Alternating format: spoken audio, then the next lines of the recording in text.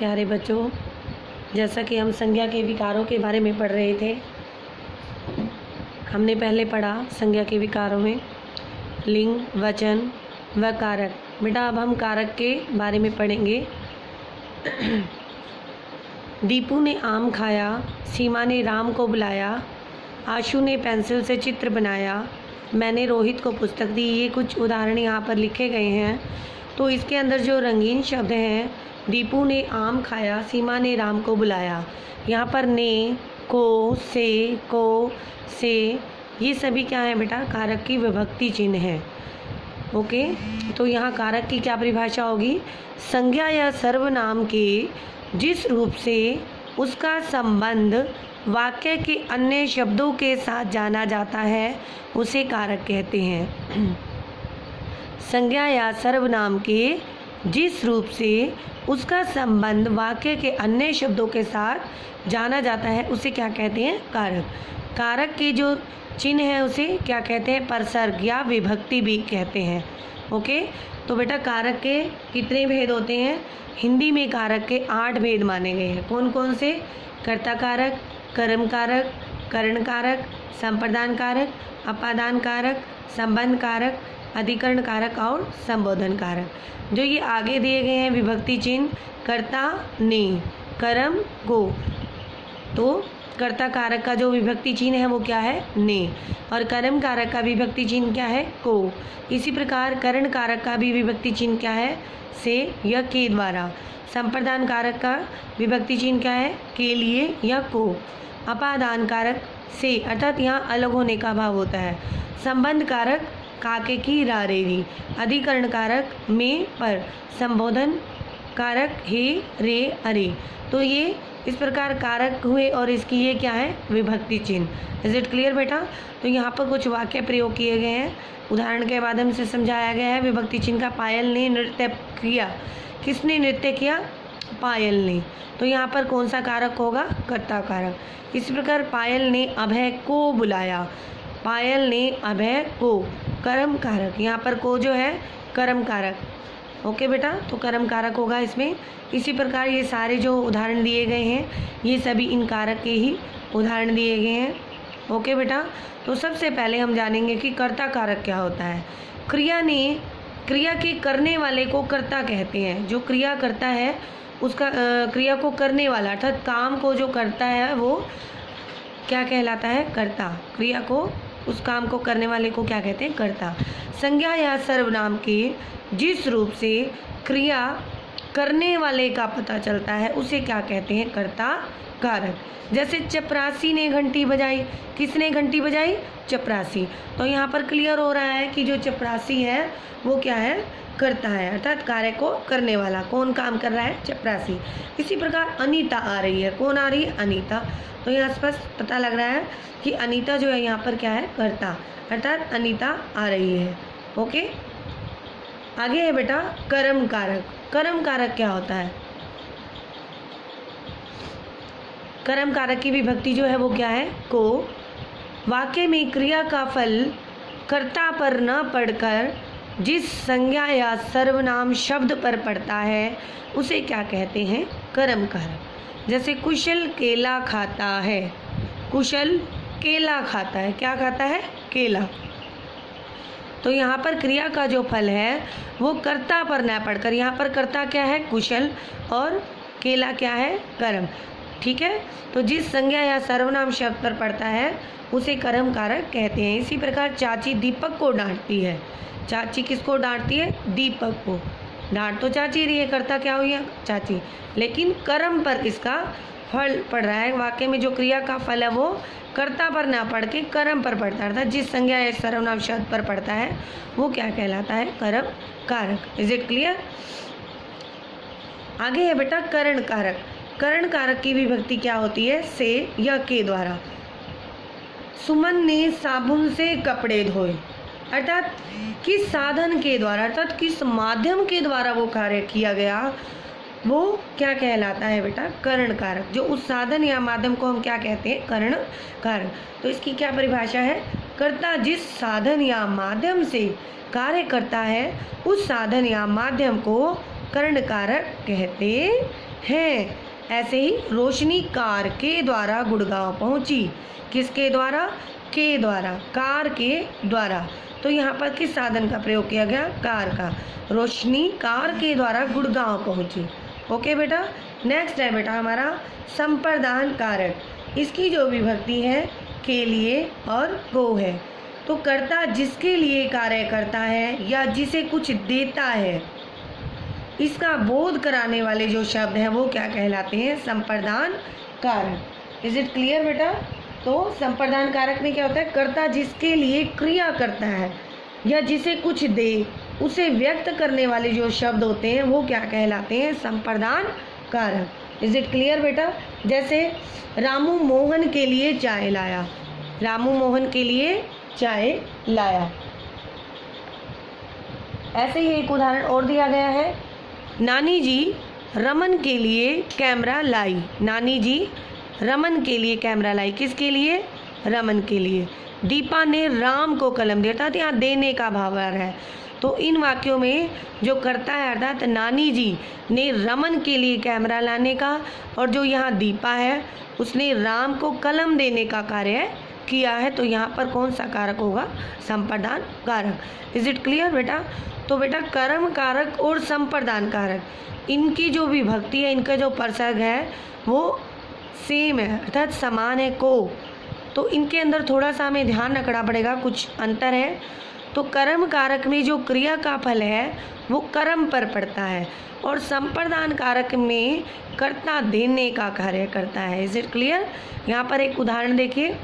हर्षा ने रोहित को बुलाया। हर्षा ने रोहित को बुलाया। किसको बुलाया? रोहित को बुलाया। तो यहाँ पर कर्म की प्रधानता, अर्थात कर्म पर फल पड़ रहा है क्रिया का, तो यहाँ पर ये कर्म कारक होगा। महेश ने कोमल को पुस्तकें दी। महेश ने कोमल को पुस्तकें दी, अर्थात यहाँ देने का भाव आ रहा है। तो यहाँ पर क्या होगा? संप्रदान कारक। इसी प्रकार माता जी ने कुशल को पढ़ाया। कार्य हो रहा है, किसको पढ़ाया? कुशल को पढ़ाया। रोशनी ने नमन को कचौड़ी दी। यहाँ पर देने का भाव है, तो यहाँ कौन सा कारक होगा? संप्रदान कारक। इज इट क्लियर बेटा?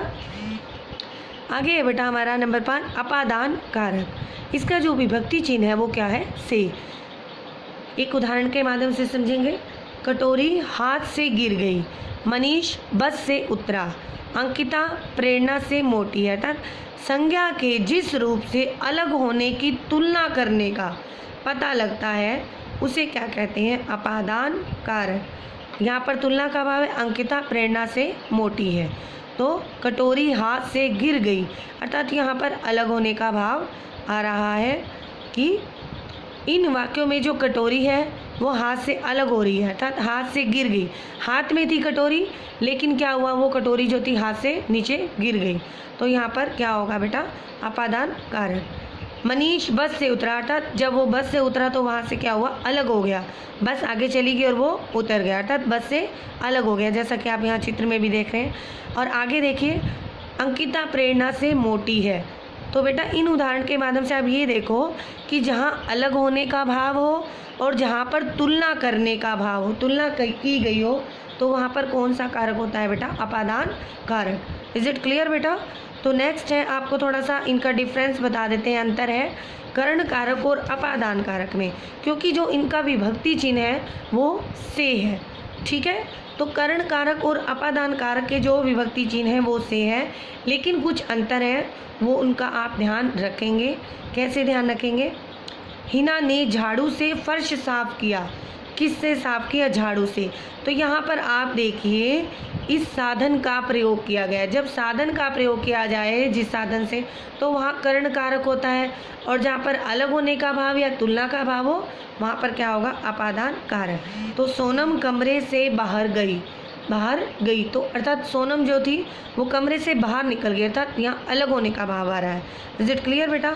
इसी तरह शिल्पा ने सुई से फ्रॉक सिली। किससे सिली? सुई से। साधन का प्रयोग किया गया, किससे सिली? सुई से। कप से कॉफ़ी गिर गई, अर्थात कप के अंदर जो कॉफ़ी थी वो गिर गई, अर्थात कप से जो कॉफ़ी थी वो अलग हो गई, अर्थात निकल गई। गिर गई तो अलग अलग होगी, कॉफ़ी अलग गिर गई और कप अलग रह गया, तो यहाँ पर अपादान कारक होगा। इसी तरह आगे भी उदाहरण दिए गए हैं, आप अच्छी प्रकार समझ ही गए होंगे। ओके बेटा, नेक्स्ट है बेटा हमारा संबंध कारक। इसका जो विभक्ति चिन्ह है का, के, की, रा, रे, री। ओके बेटा, तो किसी वाक्य में आए एक संज्ञा या सर्वनाम का संबंध दूसरे संज्ञा से प्रकट करने वाले शब्द संबंध कारक कहलाते हैं। अर्थात जहाँ पर संज्ञा या सर्वनाम का संबंध दूसरे संज्ञा से प्रकट करने वाले शब्दों जो होंगे वो क्या कहलाते हैं? संबंध कारक। उदाहरण के माध्यम से समझेंगे। यह फुटबॉल मेरी है। यह फुटबॉल किसकी है? मेरी है। तो यहाँ पर संबंध बताया गया कि ये फुटबॉल मेरी है। मजदूर का पुत्र भी काम में लग गया। मजदूर का पुत्र, किसका पुत्र? मजदूर का पुत्र। मोहिनी की साड़ियाँ धुल गई। किसकी साड़ियाँ धुल गई? मोहिनी की। तो यहाँ पर जो साड़ियों का संबंध है वो किससे दर्शाया गया है? मोहिनी की। वो साड़ियाँ किसकी हैं? मोहिनी की। तो इन वाक्यों में आप देखिए, जो मजदूर का पुत्र से संबंध है, मोहिनी का साड़ियों से है, और मेरी जो है वो क्या है? फुटबॉल। तो मेरी संबंध फुटबॉल से प्रकट हो रहा है। तो ये संबंध, ये क्या है? ये शब्द संबंध कारक के हैं। इज इट क्लियर बेटा?